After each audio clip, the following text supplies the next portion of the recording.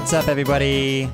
Welcome to the Casual Movie Club. Hey-o. The podcast where a couple of friends casually watch a movie, talk about it, review it for your listening pleasure. I'm your host, Brian, and with me, as always, is my co-host, John. What's up, everybody? Welcome to the official kickoff of the actual kickoff. We're back. Of season 3 of the Casual Movie Club, where all are welcome to talk about movies in a casual sort of way.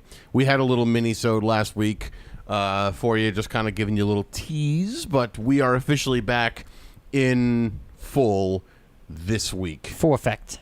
Full force. Full force. And what a cool movie that we picked for this week. I'm excited because I remember talking to you about it a few months ago, or maybe a month ago, and I was shocked that you had not seen this movie. Right, and by this movie, we are talking about none other than Pulp Fiction. Yes, Pulp Fiction. Pulp Fiction. Tarantino classic. Tarantino's first few films, the most famous one being Reservoir Dogs, like really put his name out there as being one of the top film directors. This movie, though, really solidified that for him. Yeah. Yeah. Now, I will be honest, and I know this is going to come off as potentially damaging to my credibility, but this is the first Tarantino movie that I've really watched. The first, legit Tarantino movie. Because I've seen movies that he was involved with, but not movies that he had officially directed himself and that he was kind of the brainchild behind. Written and directed by is really the standard you want to go by for an official Tarantino movie. Right. So this was my first foray into the land of Tarantino. And, the big question that I know I always ask you in the beginning of all these podcasts, and I'm going to kind of ask and answer myself. Did you enjoy this movie? Did you like it? I did. I was on the fence. There's some. I wasn't sure that you were gonna like it, and I would have been interested in that conversation. Yeah. No. But I'm glad I'm surprised that you like it, and I'm glad because this is, in my opinion, a really good movie, a classic movie, a movie that maybe one day would show up on the AFI Top 100. I could easily see it on that list. Now, there are a few caveats that I will say with this. Now, I did like it. Did I love it? Not quite. Okay. I didn't love it because it was long, and it felt long. And there were times where it was just really, really dragging. And a few times throughout the movie, where I had to get up and take a leak or or refill my drink or whatever, I was actually secretly looking at how much longer the movie was. Oh, so a few times we got up, I was like, all right, so it's only 40 more minutes. All right, only 20 more minutes. But everything. What I really liked was everything did kind of come to fruition at the end, and he did Tarantino did a really nice job with wrapping it all up at the end and kind of everything coming to a head at the very end. Well, so I wanted to ask you about that. How long did it take you to realize that the movie was shot out of order? Oh, probably about a quarter of the way in. A quarter of the way in? Maybe a third of the way in, I realized that we're just jumping all over the place. What, do you remember what scene it was that you realized that? Well, I realized that, and again, spoiler alert, but hey, that's the nature of this podcast. Movies came out in 1992 or 4 or something like that. Yeah. So I realized when Bruce Willis shot John Travolta, and then in the next scene, John Travolta is doing his thing with Samuel L. Jackson. All right, that's pretty far along. Is it really? Yeah. Okay. Well, I guess maybe that was really where it kind of kicked in for me. Mm-hmm. But it was interesting because I was trying to follow along from the very beginning, at least. And then, and again, this is a movie I wish that we had the subtitles on for. I think that would have helped me a bit. I wanted to ask you about that when we first started. There's so much dialogue. And like you mentioned, Tarantino being very kind of dialogue heavy, I could totally see that because there's a ton of dialogue. And I think having the captions on would have been a little bit more helpful for me, because there was some mumbling and, you know, sometimes background noise got in the way of the clarity of their diction and stuff like that. But all that aside, not a huge issue. I still got the gist of the movie, but that therein lies another problem, because the movie didn't seem to have much of a plot until close to the end. Well, I didn't realize what the plot of the movie was until about 2/3 of the way into it. Well, you had asked me earlier what the movie was about. You had asked me about that, and I didn't want to spoil it for you, but I basically said in a roundabout way that it's a crime drama about gangsters that rig a boxing match, but they're also trying to return their mob boss's briefcase while babysitting a drug addict mob boss's wife. Right, and honestly, now that I've seen it, that's exactly what the movie's about. Yeah. But, you know, I was expecting there to be more of a linear plot, which there kind of was and kind of wasn't. Yeah, but that's the interesting thing about this is if you had watched this movie in chronological order, I would argue that it wouldn't be as interesting as a movie. I could see that. Now, there are cuts that you can find online where you could watch this in chronological order. Yep. You could, if you had, I don't know if iTunes does this or any streaming service does this, but if you were to get the DVD and have chapter selections, you could watch the movie chronologically. Oh, interesting. It would be a little bit of a pain, but the movie wasn't intended to be watched chronologically. Yeah. And I would say that the chronological viewing would take away from how interesting the film is. I could see that. I could definitely see that, because I can see what he was going for in terms of this being almost an art piece. Yes. You know, and a stylistic art piece. And I that was one of the things I really liked about it, that it had a vibe to it. It had a style. Exactly. It had a style of its own to it. And you know, and I went into this not knowing anything about this movie. And I love that. And I was afraid that there's some times where you'll talk about a movie, not you specifically, but just the royal you. So you'll talk about a movie with somebody and they're like, oh yeah, I've never seen it.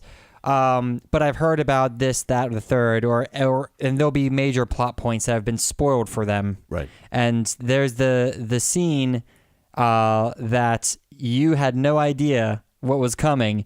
You talking about in the... I'm talking about the Gimp, baby. Oh, yeah. The Gimp.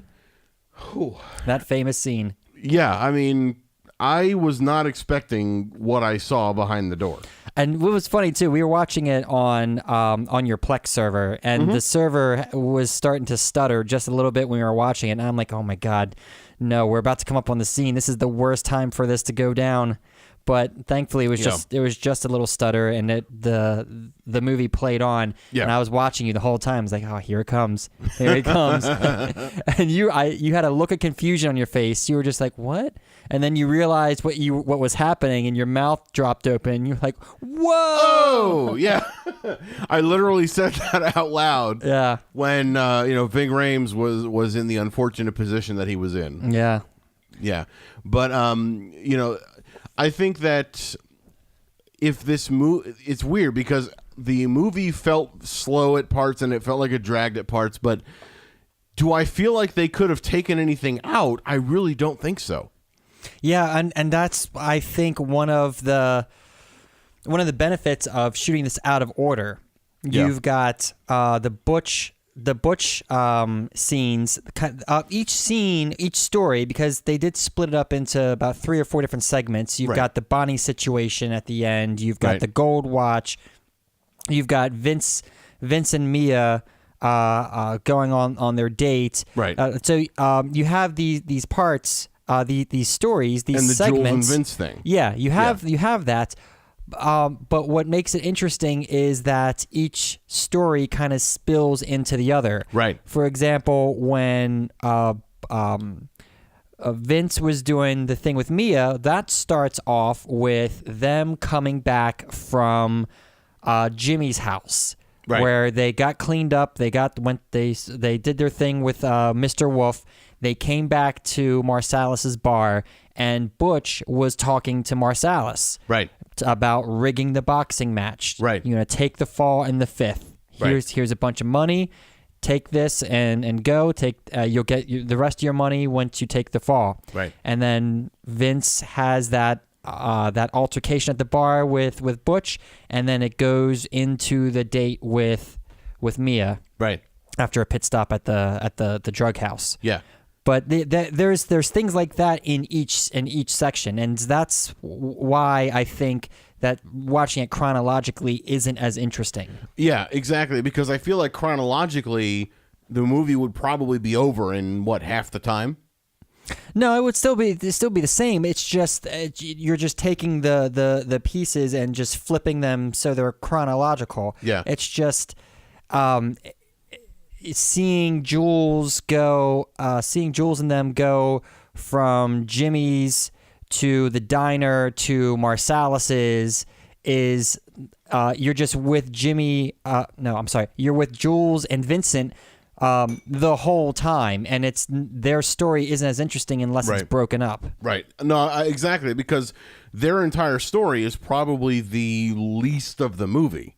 Yeah, I would say that's the shortest part. Yeah. Right, because you see them in the beginning, you see them kind of a few times throughout the movie doing their various hits and everything, but then I love how he ended it with the two of them in the diner. Yeah. I loved that. And that's how it started too. It started in the diner and ended in the diner. It started in the diner, but you didn't know that Jules and Vincent were, one row of tables over having their conversation, and Honey Bunny and and Ringo or whatever his name is were having their little, let's rob this place conversation. I just love how everything came around full circle. And during this movie, I was thinking, am I enjoying this? Is this really slow? And I mean, I was getting to the point now, and I mean, we're going to talk about the numbers a little later, but I was kind of starting to lose interest a little bit, but then as soon as I saw that little cut over to the first scene, that little cut over to Honey Bunny and Ringo talking about robbing the place, I'm like, oh, I knew there was a reason he was doing it like this, and that clicked for me. And that's what made me really like this movie. Yeah. That little tiny scene all the way at the end, that was the little, kind of connection to the beginning. That was what I needed in order for me to go from saying I really didn't like it to, oh, this is awesome. Yeah. This is really, really well done.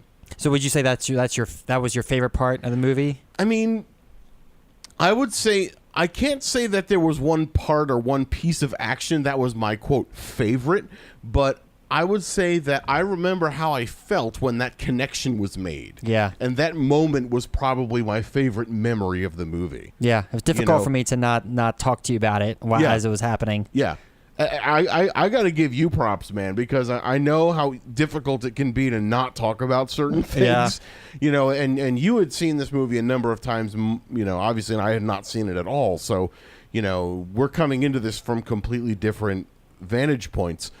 This is a movie I definitely need to watch again.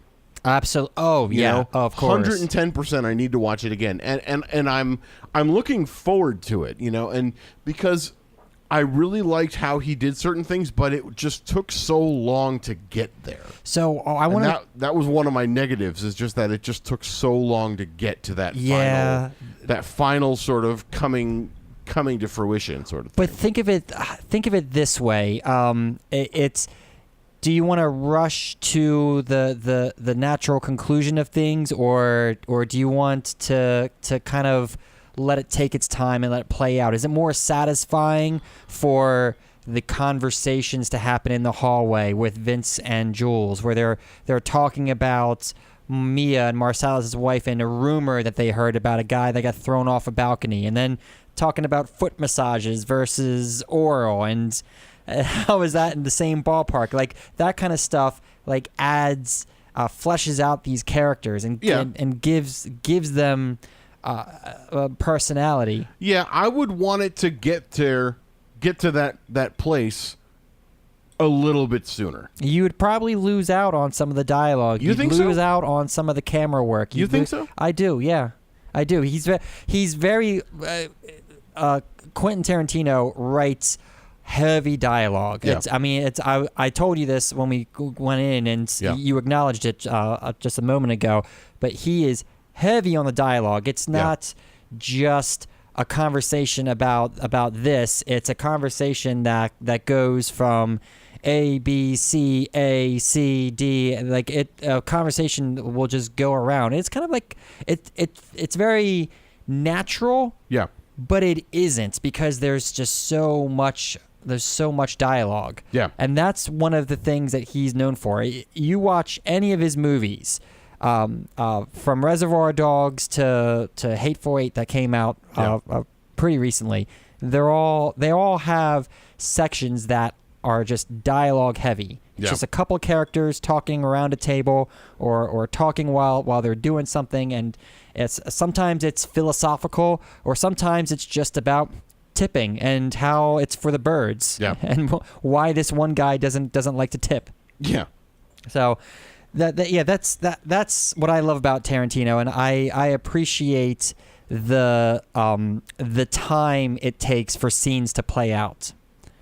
Yeah, I can certainly relate to that for sure. One of my things that I liked was the camera work, especially when it was hallway shots, or when he's following characters. Oh yeah. When Jules and Vincent are walking around the apartment, the camera kind of follows them up and down the hallway as they're talking. Yeah. They do something similar when Butch is sneaking back into his apartment to get his father's watch that his girlfriend left behind. Right. And he's walking up an alleyway, looks around a corner, goes through a fence, walks through a field, kind of jogs through the field, hops the fence, and the camera is just close behind him the whole time. And it's almost like we're with him on this whole journey. Yeah. So I like that kind of camera work, and Tarantino does that a lot. Oh, nice. Yeah.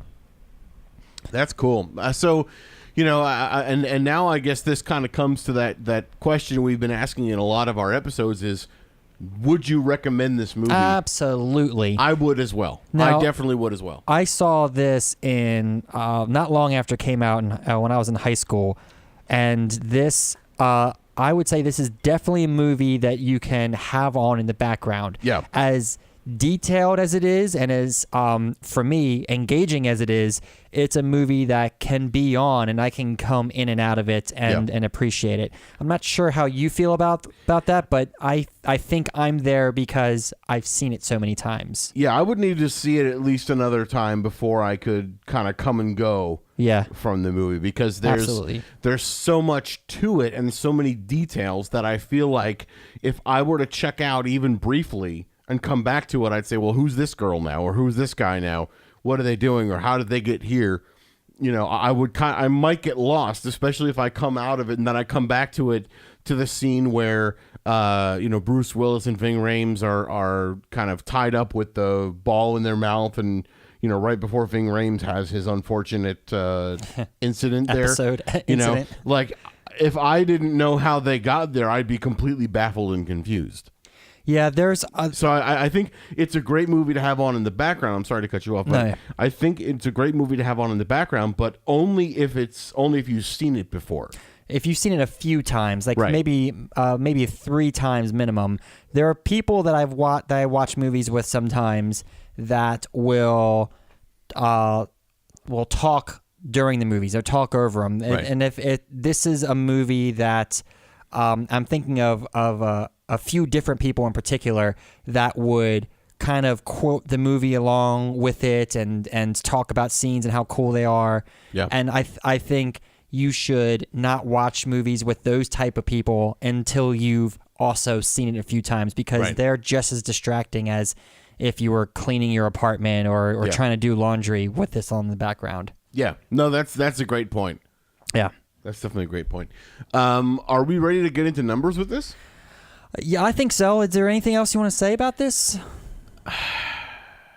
I don't think so. Yeah, I mean, it's definitely. It's a great movie. Yeah, I'm glad you liked it, and I would definitely recommend that you take a couple more watches by yourself. Yeah, for sure. Yeah, I'll definitely take a look at that. I'm interested in how you would rate this, so I'm ready to get into it if you are. All right, awesome. And if you guys are wondering, what in the world are you talking about with this rating thing? Like numbers? What is numbers? I came here to listen to a podcast about movies. Well, we are going to explain all of that. So here on the Casual Movie Club, which, by the way, all are welcome. Everyone. So welcome in the Casual Movie Club. And what we do is we like to look at certain criteria and see how that criteria pans out between the two of us in terms of acting, which is like how well the actors conveyed the story, how believable were they, things like the script, how was the quality of the dialogue, the writing, what did we feel about the writing, presentation, so kind of the technical thing, how was the editing and visual effects used. You know, was it too much? Was it not enough? Was it just copious amounts of green screen? Which, by the way, I did catch a bunch of green screen in this. Oh, yeah. Music and sound, all the goodies for your ears. The soundtrack as a whole. Sound effects, the score, the music and everything. Uniqueness. Has this type of thing been done before? Is this a movie we've seen before? Now, specific note here is we are rating this based on the time in which this came out. So, you know, if there were movies that were done similar to this afterwards, that doesn't count. So we're saying uniqueness. Has this movie been done before in the year it came out or earlier? Mm-hmm. Right? And then the engagement factor is, you know, how likely are you to stay awake or, you know, stay engaged or glued to the TV screen or glued to the screen during this movie? Or are you going to be on your phone the whole time or just, you know, answering notifications on your watch, you know, kind of thing. So the higher the number there, the better. So, Brian, how about we start with you and the acting? What did you think of the quality of the acting? There was no single actor that let me down in this film.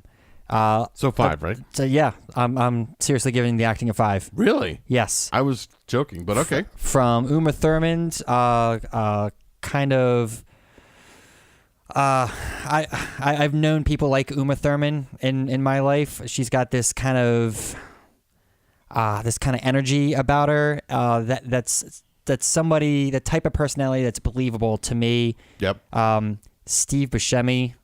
Oh yeah, standout performance. And I loved the little cameos too. You know, Steve Buscemi's in one little scene. Yeah. You know, Quentin Tarantino himself was in one. You know, a couple of little scenes. Yeah. But you know, like there was so many star-studded. You know, so many people in this that are huge, big name celebrities. Mm-hmm. So I thought that was really cool. So you're going with a perfect 5 on acting.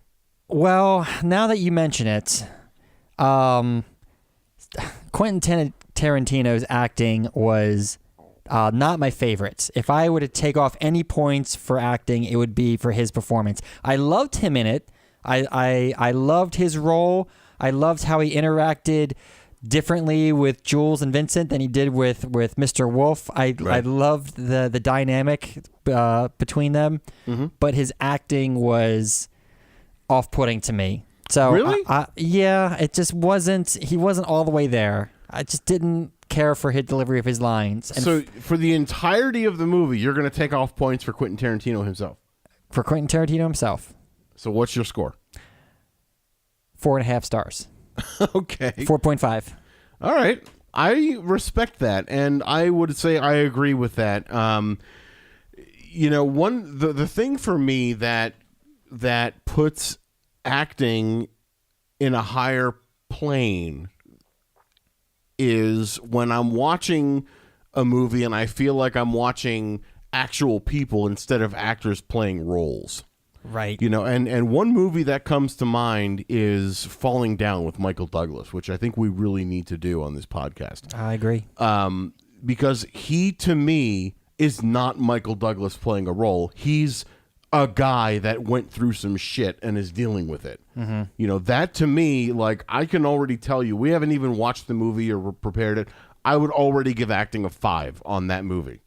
Like, I'm pre-rating a movie we haven't even watched yet. You know, am I going to say this acting was 5 worthy? No. Am I going to say the acting was 4.5 worthy? Absolutely. Okay. Because it was damn good, but I'm still going to take off kind of in line with what you're saying, because I completely agree with that. Right. So moving forward, the script, the quality of the writing, how well was that dialogue written? I really had nothing bad to say about the dialogue. And as we both kind of discussed, Quentin Tarantino is very dialogue heavy. So the dialogue has a lot to do with the sort of exposition of the plot and kind of bringing the the viewer along for the ride of what's going on in the story. I am going to take some points off for the length of the movie, and I'm also going to kind of put this in. This is going to sort of carry over into the presentation as well. I'm going to give the script a 4 because I think the writing was good, but I think it was a little long-winded at times, and I think the movie could have been shorter if the dialogue was a little more concise. I would disagree with that. I think I spoke a little earlier about the conversations that they would have, that the characters would have with each other, and I really appreciated how they filled out the characters. You made a good point about exposition. One of the earlier conversations between Jules and Vincent was about Mia and how Vincent had to take her out on a date and blah, blah, blah, blah, blah. And this guy got thrown out of a window for massaging her feet. And all of those details came up, details in that conversation came up later when Vincent actually took Mia out. It was part of the plot. Right, but the conversation between Vincent and Jules could have been half as long. It could have been half as long, but then you wouldn't have had great anecdotes about the difference between oral sex and a foot massage. Fair enough. But so I liked all of it. I thought it was a perfectly written script, so I'll give it a 5. Wow. Okay. I respect that. And while we're on you, Brian, how about the presentation? What did you think of the visual effects usage, the sort of visual elements of everything? How was the editing and the visual effects and all that good stuff? I liked it all. Loved it even. The green screen that you mentioned that you saw, I would say if we're talking about the same scenes, I think that you're referring to the car rides. Yes. Where they were, and I think that was a stylistic choice, and I appreciated how that was presented. Okay. One thing I didn't like was during the Marsalis and Butch fight with Zed and the Gimp and all that. Yep. The slow motion that they used in there was just unnecessary. Yeah. So beyond the slow motion part, the effects, the visuals, it was all firing on all cylinders for me. So for that, I would give presentation a 4.5. Okay. I would agree with most of that. I definitely, take some points off for the green screening there. And, to me, it was so obvious to that it was like, all right, that's just clearly a green screen. That's clearly cheesy, the car ride stuff. I hate to cut you off, but it was definitely a green screen, and every time that they were in cars, it was an obvious green screen. It was a shaky, sloppy green screen. Yeah. You're taking off points for that as a stylistic choice or the way that it looked? Yeah, I mean, because it just seemed obvious to me. But and I get that's kind of what he was going for. Like heavy-handed? Yeah. Okay. It was just too obvious. So, but that's not the only thing that kind of jumped out at me. I mean, apart from that, the editing was really solid. It was really good. I really liked the camera work, and some of the compositions I really liked, especially at the diner and such. In the very beginning, I liked the sort of intimate look of the shots and everything. So I'm gonna go similar. I'm gonna go 4.25 on the presentation there. Okay. So music and sound, I loved the soundtrack. I was hoping you would go first because I'm interested in your take on this. I really liked the soundtrack. However, the thing that kind of bummed me out a little bit was when they did that famous dance scene. It wasn't to that I'm doing a horrible job singing it, but that song that you always associate with Pulp Fiction was not the song they were dancing to, and that was jarring to me. I was expecting them when they I didn't again, I had never seen this movie until tonight, so I was expecting them to get up in this restaurant, and then they were saying, okay, now we're going to do the twist off, and sure, you could twist to that song, but they dance to some random song, and then John Travolta's doing his little, peace sign in front of the eyes dance and everything, and but it's just some random tune, and I'm just like, this is kind of off-putting. Oh, because I'm waiting to hear the I've had enough Fireball, so I can't carry a tune, but it doesn't matter. So I was like, that's just, what is this? I thought it was cool that was the very first song we heard when the credits were rolling in the beginning, but I was like, that's, what is, and I get it. You mentioned that, I don't know if it was during the movie or beforehand, but you said that kind of the advertising and everything. They put that song because that's the opening theme song. That's right. The opening credit song, and they put that song to the trailer. And right. One of the most famous scenes in the movie that they put in the trailer is the dance. Right. Between Travolta and Uma Thurman. Right. So, I need to take something off for that in terms of the music and sound. I liked the soundtrack as a whole. I liked the... and actually, I'm going to invoke a take backsies for a second, but I'm going to give the music and sound a 4, but I'm also going to go back and give the presentation a 4 as well, because I didn't like that there were so many static shots that stayed in one place. There wasn't even any slight zooming in or any slight camera motion or anything. One specific thing that's coming to mind is when Butch, Bruce Willis's character, was talking to Ving Rhames' character. It was just a static shot on Bruce Willis, like the camera was on a tripod, not moving, not zooming in, not anything, for 2 whole minutes. And I just thought that was a little off-putting. A little bit. And there were some songs in there as well that were just on constantly in the background that kind of distracted me a little bit from what was going on the screen, specifically during that interaction as well. If that was a song that was meant to be kind of playing in the bar in the background, it should have been made more of a background song. It seemed like it was just kind of directly mixed in a little bit too loudly underneath the dialogue. So okay. I didn't really like that. So that's why I'm kind of taking off a little bit for that as well. Okay. So for you, music and sound. For music and sound, I don't share any of those criticisms. I thought the soundtrack was perfect. I'm sorry to cut you off, but no.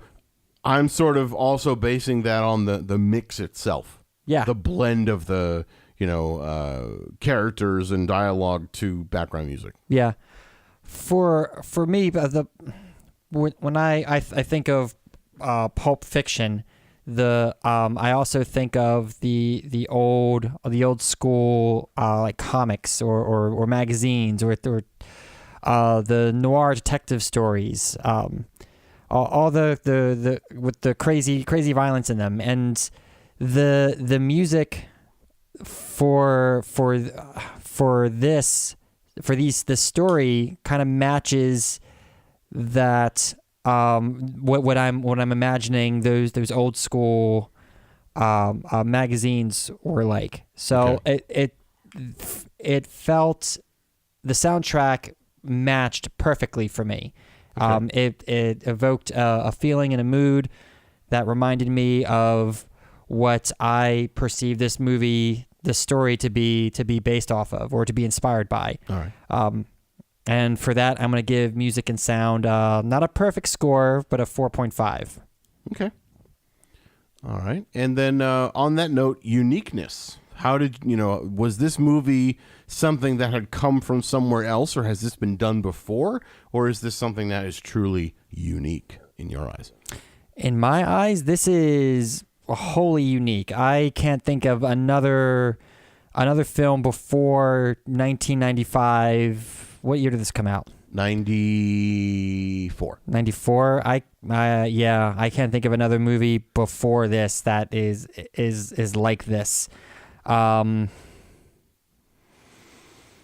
Yeah, I can't think of anything. This movie just feels wholly unique, wholly Tarantino. Anything that came after this felt like it was paying homage to Pulp Fiction. Anything before that, I can't think of anything to compare this to. I would give this a 5 for uniqueness. Okay, very cool. Well, I can respect a lot of that. Again, I have not seen this movie until tonight, so I cannot think of anything that is similar to this. And this sort of seems to pull from a few different places, because it pulls from the mob genre. It kind of pulls from the, sort of violence, type of thing, and kind of like Godfather maybe, or Goodfellas. Yeah, and it pulls from that. It also pulls from sort of a really clear story, kind of illustration, but it's really a unique approach to it. So, I don't know of any other movie that I would say is similar to this from that time frame. So I'm going to agree with your 5, and I'm going to give it a 5 for uniqueness. Very cool. So perfect score. I think that's the first time we've ever had a perfect score on uniqueness. Right? I think so, yeah. You're looking at our leaderboard right now, right? Yeah, I just pulled it up. Okay. Yeah, I don't see anything else. That's cool. Hey, that's awesome. Yeah. And engagement factor. So, how likely are you to stay awake or stay engaged in the movie? I'll be just completely honest. I checked out a few times. Sure. Just because it's a long movie. It's very long, and there are times where it feels very slow. This might be one of the longest movies we've done. Yeah, absolutely. So, but that being said, even parts where it does feel like it drags, it does pick up shortly thereafter. Mm-hmm. So, if I watch it a few more times, maybe I might have some more appreciation for those scenes, or, see the sort of, the sort of story value of those scenes. But for now, engagement factor for me is going to be a 3.75. As many times as I've seen this, I'm still engaged, wholly into it. But I would agree that even on a first time viewing, as shocking as some scenes were and as engaging as other scenes were, it is a long movie. It does get long in the tooth sometimes, the dialogue. But it's more engaging to me, I think, mainly because the topics are more, seem to be more my speed. I wouldn't give this a perfect score, though. I'd put this at a 4.5 for engagement. Okay. Excellent. And the numbers are in. Do you want to do any take-backsies or revisions or anything like that, or are you sticking by what you got? No, that first revision, I think, is for acting is where I want to stand on that. All right. I'm good on everything else. All right. Excellent. So this movie, those of you that are listening to this probably can tell this movie is ranked fairly well in our list. So the numbers are in, and they go a little something like this.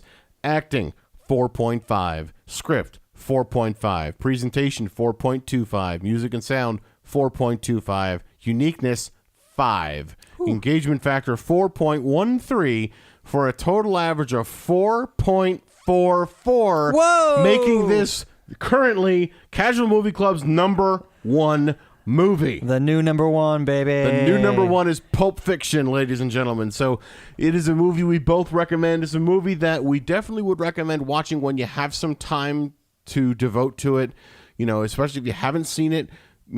Focus on what's going on, because there's a lot of detail, a lot of dialogue, but it's a really great movie to watch and very entertaining movie to enjoy. So that is by far the biggest shock to me, especially, but it is the current number 1 movie on our list. I think for next week, before I don't know, because I'd like to get your opinion on where you think a movie will stand versus how it turns out.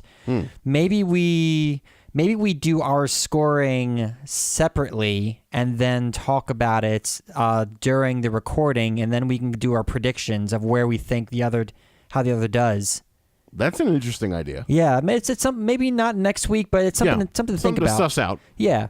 Okay. Do you want to plug some of our social media, or do you want to pick the next week's movie? Well, I want to do both. But so as far as social media goes, because you guys sit and listen to us talk for 45 minutes each time, and we definitely appreciate it. We love having you guys joining us and being a part of the Casual Movie Club, because all are welcome in the Casual Movie Club. Every single person. Everybody. So please feel free to share our podcast on your favorite social media platform of choice. If you guys want to connect with us, we would love to talk to you on Instagram or Twitter at Casual Movie Club. You can even email us, casualmovieclub@hotmail.com. You can even call us as well, or text message us, and it will go to a voicemail or a text message system, so you don't have to worry about one of us picking up and putting you on the spot right away. So feel free to give us a call or shoot us a text message at the following number. It's 402-882-2742. That's 402-882-2742. Thank you, Brian. And also, we've got now on our website, we have merchandise as well. If you go to casualmovieclub.com, there is a button for merch on the top if you want to show your support for our podcast in the form of a T-shirt or a notebook or a phone case. Actually, I've just ordered some phone cases. I ordered a phone case for my iPhone 10 here, so I'm looking forward to that. But feel free to grab some of those if you want to share our merch as well.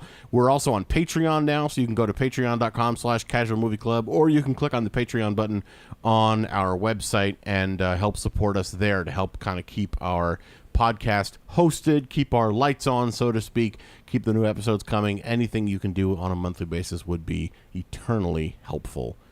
Tremendously. So, and as far as our podcast goes, you can find us on many different wonderful platforms like Apple Podcasts, Google Play, iHeartRadio, Stitcher. I'm doing these from memory.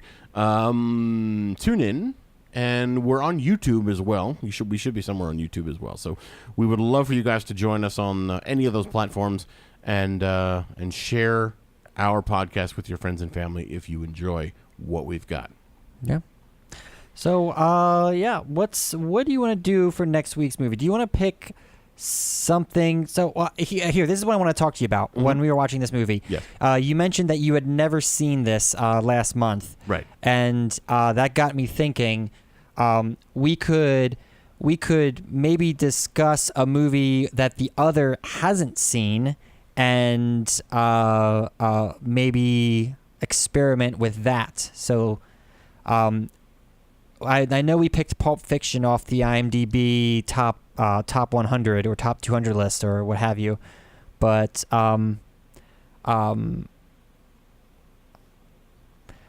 yeah, we should look into that. What do you think? So basically, kind of me picking a movie you haven't seen, or you picking a movie I haven't seen. Yeah, that's what I was thinking, because there are some really iconic movies that I know that you haven't seen just from our conversations, but I'm not sure which ones you've seen that I have. Okay, I gotcha. So I have I have an idea for a movie we could do next week, mainly because the song's been stuck in my head. Oh yeah? Yes. Do you want to do this one? Yeah, we can do it. You sound so excited. I know what it's about, and it's so do I. It's the musical genre is not really my favorite. Well, I mean, it's not a musical in that like everyone's going to be singing. It's just a movie with a really good soundtrack. I'll watch it. Well, I sat through Pulp Fiction. I'll sit through Footloose. You just spoiled it. So next week we are going to do Footloose from 1984. Okay. Celebrating the shit. Who the hell sings that? Kenny Loggins. That's right, Kenny Loggins. Yeah, celebrating Kenny Loggins and doing Footloose from 1984. It was actually nominated for 2 Oscars, interestingly enough. It was nominated for the song Footloose, actually, and it was also nominated for Let's Hear It for the Boy. So 2 original songs from the movies were nominated for Oscars. So we're going to be doing Footloose next week. And I think that's exciting. Yeah. I'm excited to talk to you about it. Are you excited to cut loose? I'm excited as I can be. Oh yeah, You're going to enjoy this. Oh yeah, it's funny because so spill it. Yeah. Okay. Yeah. Let's. So we've been recording a few podcasts the last couple of weeks that we have in our bank just in case, because life can happen. We're keeping it casual. We're being fully honest with you guys, right? Yeah. We every now and then something may happen, life may come up, and Brian might say, "Hey, I can't make it this week, but we gotta, let's release a podcast, so we'll go to the bank and we'll release something from the bank." So, or something might happen with me, or whatever. Anyway, life happens. So we've recorded 2 episodes so far that we have in the bank that are just ready for you guys, and they'll come out at some point. They'll come out eventually, right? Both times we recorded those, we both said, "I don't feel like watching Pulp Fiction." Yeah, because we knew how long it was. Right. So yes, it was a good movie. Yes, it was enjoyable. Yes, we had fun with it. But we also both wanted to put it off until we actually had to do it because of the length of the movie. Now, thankfully, Footloose is only an hour and 47 minutes. Oh, that's going to be a mercy. Yeah, that is refreshing compared to yeah. What was Pulp Fiction? 2:30? 2 hours 12, I thought. Something like it was more than 2 hours. So Footloose is not even 2 hours. So that's going to be super easy. But I'm going to breeze right through it. Yeah, exactly. I'm actually really looking forward to seeing what you have to say about it as well. Yeah, I'm not excited for the movie. I'm not. I'll be honest. I was not excited for Pulp Fiction. I'm full disclosure. Right, but I am excited to talk to you about Footloose. Excellent. Yeah. And hey, we can also play the Kevin Bacon game. Oh, the 6 degrees of separation. Yeah, the 6 degrees of Kevin Bacon. Are you familiar? I'm familiar. Yeah. All right. Well, we may have to whip that out on next week's episode. But we'll whip something out. Anyway, on that almost borderline disgusting note, I guess we'll see you guys next week, right? Yeah. Right. We'll be cutting loose, getting loose. That's right, kicking off our Sunday shoes. Yeah. And in the meantime, you guys, if you want to see us do certain movies, you want to talk to us, reach out to us on Twitter, Twitter and Instagram and all that stuff. Also, check us out on Patreon. We love you guys. We'll see you next time. See ya. Yeah.